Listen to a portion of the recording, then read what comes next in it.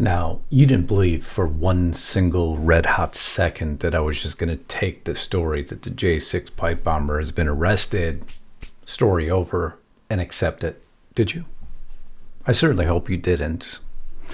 Because this is one of the most predictable Washington circuses you'll ever witness. Because nothing adds up.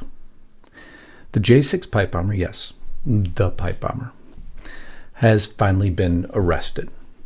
At least that's what the mainstream media, the FBI, and the Department of Justice is reporting. And right out of the gates, the narrative, well, the machine's running out. It's full, chaotic, erratic, inconsistent, and as normal, contradictory to begin with. CNN's Jake Tapper declares a white man has been arrested. Jeanine Pirro on Fox News describes him, the suspect, as gentle, quiet, reserved, but yet MS Now is describing him, according to inside sources, as an Antifa anarchist. So which is it? Just asking for a friend. Is it a gentle bunny or a violent anarchist? Because right now I'm a little confused because the family describes him as autistic-like. Depends which network you're on, I guess. Depends on what day of the week it is. Depends whose narrative's on fire. Because obviously none of this has added up so far, and if you're confused, it's all right. Most people are. But then Pam Bondi steps up and drops the bombshell. No new evidence was used. Everything was already there. Well, according to them, it was. And suddenly, every question America never got answered during the original investigation is back and louder. Was this thing shelved because the suspect didn't fit the Biden-Ray Garland script? Because you almost have to ask that question now. Was it too risky to expose before the election? Or did somebody in D.C. just hope we'd forget the whole thing ever happened? And it gets better. Because when you look past the headlines and actually examine the suspect's family, guess what pops up? His father sued the Trump DHS. And there was another location that the FBI was at that nobody really seems to want to talk about. Because maybe, just maybe, this story isn't over yet. Maybe the arrest doesn't solve the case. It simply opens it. And maybe there's something much bigger. Someone still doesn't want you to know. And that's the story I'll bring you in just a few seconds.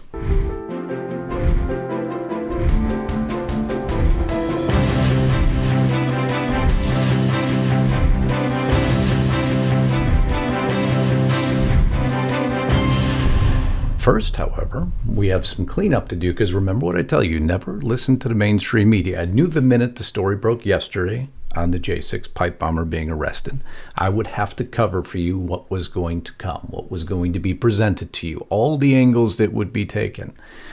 And we're going to do that. But first, the Pete Hegseth saga. The double tap, the double hitting of the narco boat. How dare he? He ordered it. No, the admiral ordered it. Well, now the story comes out. Admiral tells Congress he had a good reason for ordering the second strike on the drug boat. Do you know what that reasoning was? Well, listen and hear to Senator Tom Cotton explain it. I saw two survivors trying to flip a boat loaded with drugs bound for the United States back over so they could stay in the fight. And potentially, given all the context we heard, of other narco-terrorist boats in the area coming to their aid. So once that happens, and they're trying to save the drugs on the boat, flip the boat back over so other narco boats can grab it, guess what? You are again an enemy combatant. It is so apparent now that even ABC had to report on it. information. According to a source familiar with the incident, the two survivors climbed back onto the boat after the initial strike. They were believed to be potentially in communication with others and salvaging some of the drugs. Because of that, it was determined they were still in the fight and valid targets. A JAG officer was also giving legal advice. So how much of your time was just wasted on that story? That's why I say you have to let these things set several hours before you jump to any conclusions. Now, unfortunately, on the main story, everybody's jumping to conclusions, so I'm going to stay in front of them slightly and give you all the angles they're going to take and give you the basis as to why they're going to take those angles. See, the intro was exactly what they're already doing to everyone. I'll explain that in a moment. Also, as I reported to you, Letitia James would more than likely get off scot-free. Guess what happens? A federal grand jury in Norfolk, Virginia refused to indict New York Attorney General Letitia James for alleged mortgage fraud on Thursday. It appears nobody ever gets justice, do they? It is so damn unfortunate. However, we did have some good news yesterday. The DOJ is adding a Second Amendment section to the government. The DOJ said that the reorganization can be done using existing funds and personnel, and that the Office of Management and Budget did not object to the communication to Congress about the reorganization. The Civil Rights Division, news focused on the Second Amendment, which is far outside its longstanding mission, is moving even further away from our nation's commitment to protecting all American civil rights, and that's about all we know. Except that the NRA absolutely supports it, and I support it. About time someone actually protects our constitutional rights. Novel thought, isn't it? Another victory yesterday. Greg Abbott versus the League of United Latin American Citizens. Texas redistricting battle went to the Supreme Court, and guess who won? Well, Greg Abbott won in a major victory at the Supreme Court so that redistricting can move forward. The Supreme Court has permitted Texas to keep its newly redistricted GOP favorable congressional map in 2026. Kagan, Sotomayor, and Jackson dissent as we would have expected. A good victory.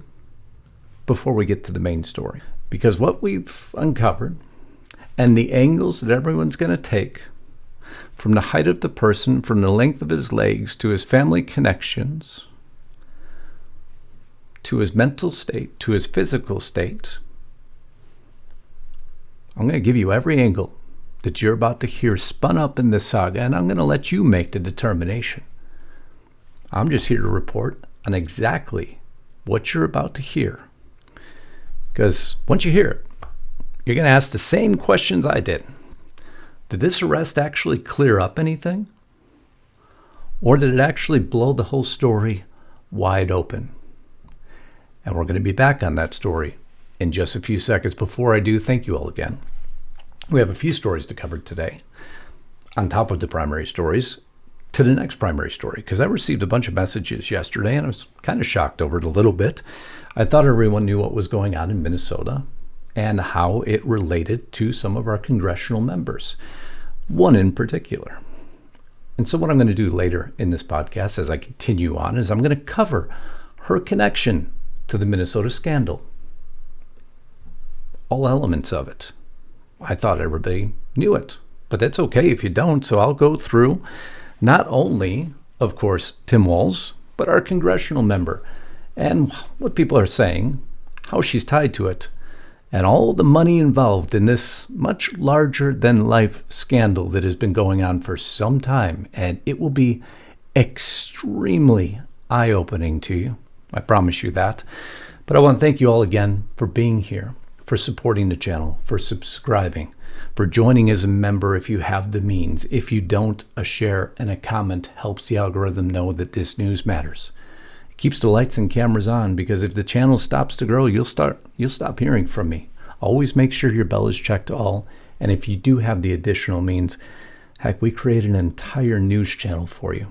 Lisa Haven and I worked on that day and night many, many years ago, just to bring you all the stories. There's featured content there nearly daily. I continue my podcast almost 4 to 5 days a week on restrictedrepublic.com. There's monthly, annual subscriptions. You have your own dashboard. You can cancel anytime. As long as you do it before it renews, you're good to go. Because we don't want to hold you hostage. Because I know our news there will keep you there. Because that is the ultimate in news. No commercials, no interruptions, no sponsors. And why? Because there we're beholden to no one but you, our audience. Audience-funded news. That was by our choice. Because it's the way we wanted to present news to you. I hope you join me there today because you're going to really like the second part of this podcast. But let's move on. The FBI arrested a suspect yesterday, believed to be behind the planting of the pipe bombs at the DNC and RNC headquarters in Washington, D.C. We all know the story. We knew the original picture. Now we know the suspect. Brian Cole Jr., unmasked for the first time. How many years have we been waiting, huh? And everybody would like this to be wrapped in a perfect little box, gift wrap, put underneath the tree, and we're done with the story. But nobody's going to allow this story to be done. And why? Because it's got more holes in it than Swiss cheese. I'm going to explain that. I'm going to explain all the angles they're going to take. Here's the home they raided, but it wasn't the only place they raided. And now this just took center focus because this is what mainstream media chose to focus on. Here's the criminal complaint. I'll go through the elements of this in one moment. It's actually fairly easy how they got them because according to, well, Pam Bondi, they had all the information. Now I could play you all the clips that you've already heard, but I'm not going to. This is good old-fashioned way of police getting the job done when you let good cops be cops. This is what happened. Kash Patel gets the job done. Pam Bondi comes up, states that there was no new tips, no new witnesses, just good, diligent police work. Dan Bongino comes out. Folks, this is what it's like when you work for a president who lets you get the bad guys and to stop focusing on extraneous things not related to law enforcement. This is what happens. We had a great team. It's not a new public tip this came from. This was our own internal work at the FBI. So how did they get them? Fairly easy, actually. Not easy in their work. Let me correct that statement. Easy to explain. Here's the criminal complaint. I went through it for you so you don't have to. They give the background of the J6 pipe bombing incident, which we don't have to read because I've explained it to you 100 times over. They put the suspect's name, Brian Cole Jr., 30-year-old resident of Woodbridge, Virginia, and they announce his 6 credit cards, the accounts used by Cole. The FBI obtained the records of those accounts against his checking account, and they go ahead and find all the purchases he made of the parts of those bombs, from a galvanized pipe purchased at Home Depot, end caps purchased at Home Depot, which you would have thought if all these records were at the FBI, this would have been fairly easy to do before, right? First question that starts to be asked. But they go through each part, from the kitchen timer that was purchased at the Walmart to the wiring that was purchased at a Lowe's, and I think you get the idea.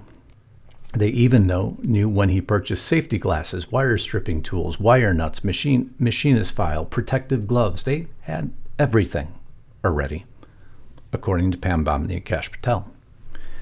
And so what did they do?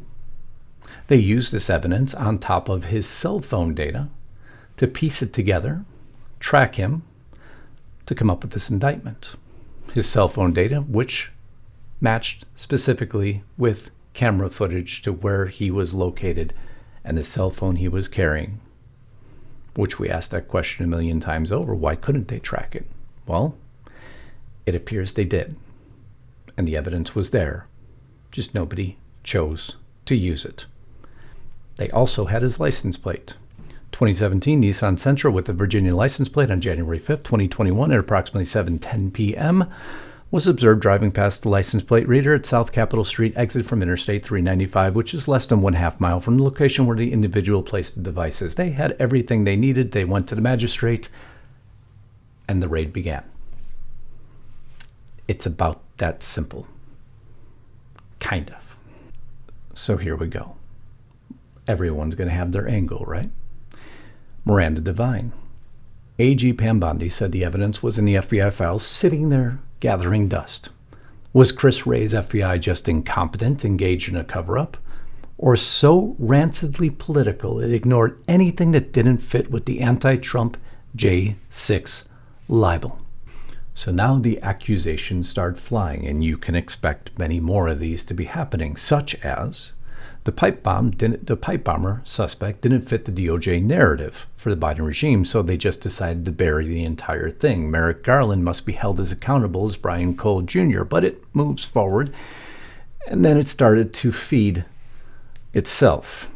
Brian Cole Jr., a 30-year-old white man from the D.C. suburbs, is charged with transporting an explosive device.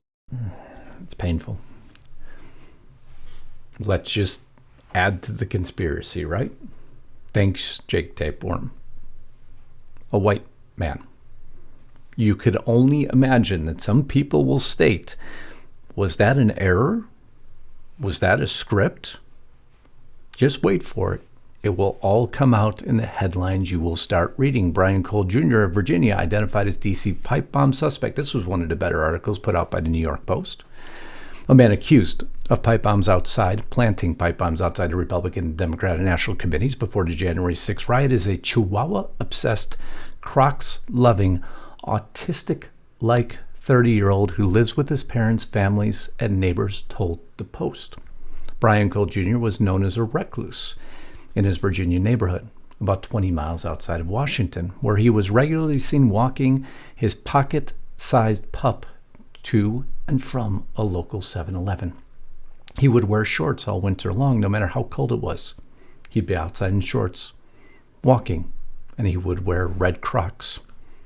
He was almost autistic-like because he doesn't understand a lot of stuff. I hope he is not talking. Now, that will lead to people claiming that he could be a perfect patsy. Just telling you what's going to happen now in all the headlines you're going to be reading, because that will be one of the second avenues you'll see people start pursuing. She said he works at the Family Bail Bonds Company, Brian Cole Bail Bonds to be more specific, which was raided by the FBI. Not a lot of people reporting on that. You see, the FBI only didn't go to the home, but we'll come back to that storyline in one moment, because that's a whole different saga. He's very naive. He wouldn't hurt a fly. He's just not that kind of person, his grandmother stated. Neighbors in the Woodbridge Street agree, with numerous speculating Cole was on the spectrum. The autism spectrum is what they're referring to. And recounting how he's always kept to himself. He doesn't talk. He doesn't talk to anyone. He's very antisocial, keeps to himself, very introverted, very, very introverted.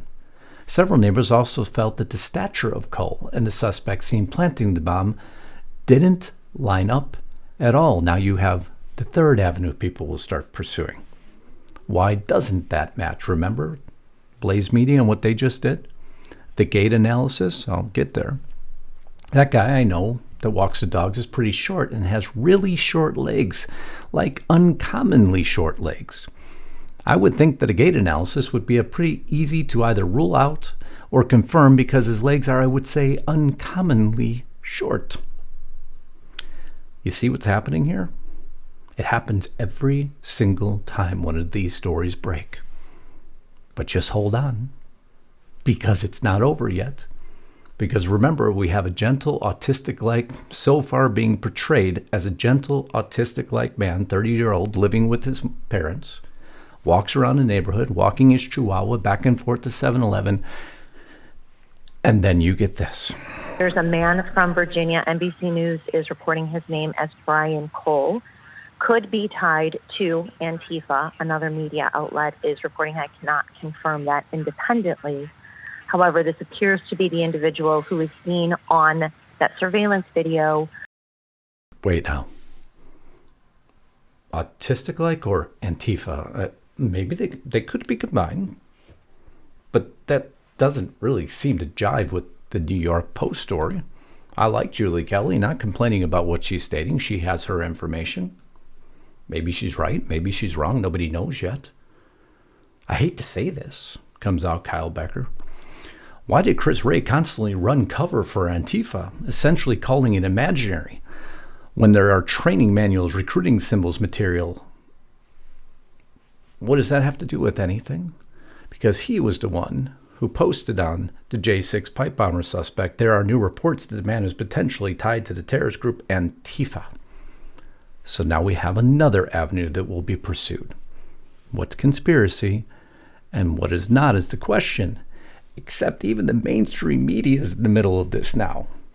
MS Now, what we know about the January 6th pipe bomb suspect. While no motive has been identified, the suspect has been associated with pro-anarchist ideological statements. Two sources familiar with the arrest who were granted anonymity in order to speak candidly about the sensitive criminal case told MS Now. Chihuahua-loving, 7-Eleven walking, small leg, small gentle, autistic-like, Antifa pro-anarchist. Are you exhausted yet? Just putting everything out there. So if you feel confused, there's a reason for that. This is what happens after these stories break. Janine Pirro. He was always wearing his headphones. He would take his dog out. He'd go to the 7-Eleven. He was very, as you say, low-key, low-profile. There wasn't a lot going on.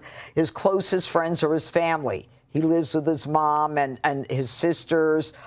He would go to work for a few hours a day. His father had a bail bondsman company. And he was just a very low-key person that you would never expect. Friends? Not a lot of social media. No, not a lot. Anarchist Antifa member. Okay. So magically, within an hour, we have our perfectly placed narrative. Which narrative? You can't claim people are dumb because I'm not sure which narrative you're talking about. Do you know? Which narrative are we to believe here? Which one do you? Because this man, now there's a whole different story. Because there was another location they went to.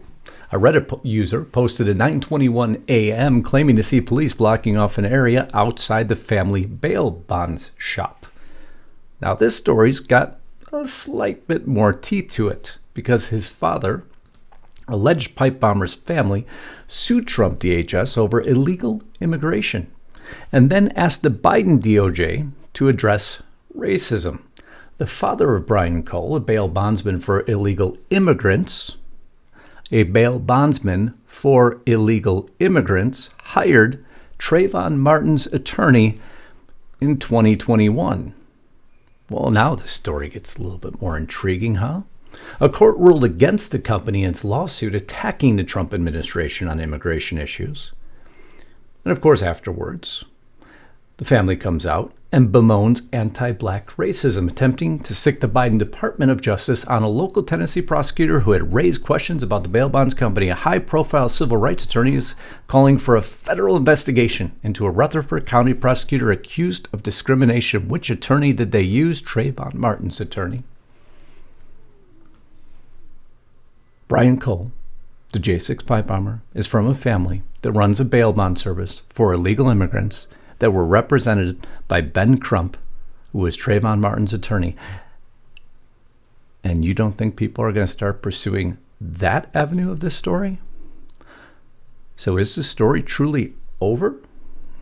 Folks, I can guarantee the answer to that is probably a big fat no, but then there's an entirely new angle to this story, because you remember this Blaze Media story, that it was supposed to be somebody entirely different based on a huge forensic gate analysis? Well, it appears somebody got a hold of him. Steve Baker wrote this story. Former FBI Special Agent Kyle Seraphin was also part of it, told Blaze Media in the days immediately after J6, and his team conducted surveillance one door away from this suspect that Blaze Media identified. Of course, now, that story, consider fairness and accuracy to be defining goals of our news organization. Our report posted on November 8th of 2025 about the J6 pipe bombs was based on sourcing from individuals in a position to know this type of sensitive law enforcement information, who have demonstrated a record of reliability and accuracy. But now, because of Brian Cole Jr.'s arrest, we've gone ahead and pulled down this information. After publication, Steve Burnell, who the Washington Post identified as an attorney for the Capitol Police officer, told the Post his client categorically denies that she planted the pipe bombs. The featured image of this article was changed on December 4th, 2025, which led to the next conspiracy claim. There's nothing suspicious at all about Steve Baker finding a suspect, and then 2 weeks after Steve, but 5 years after the incident, FBI says they're certain it's a random guy from Virginia and not the suspected Capitol Police officer. So I'm very intrigued as to which you believe. Do you believe this is it? That they just wrapped this up in a nice, clean little bow, put it underneath the Christmas tree, and the story's over? Or do you believe the story's just beginning? My job is to prepare you for things to come. And I think I just gave you all the angles they're going to take. I really don't think I missed one. But we'll find out as I continue on to another story now involving, well, one person and how and what is happening in Minnesota. Because somebody asked me to give all the details of it. And again, it's not terribly confusing. So I'll get it real black and white real quick and explain exactly how over $1 billion is involved. And I'll continue that on in just a moment. So if you're not at Restricted Republic, what are you waiting for? Get over there for me today. It's an amazing level of support that helps me to continue to bring you this news. Love you to be there. If you're already at restrictedrepublic.com, remember, black and white version of the color tab is part 2 exclusively for you. Until next time, Godspeed and God bless. Justus Knight, signing out.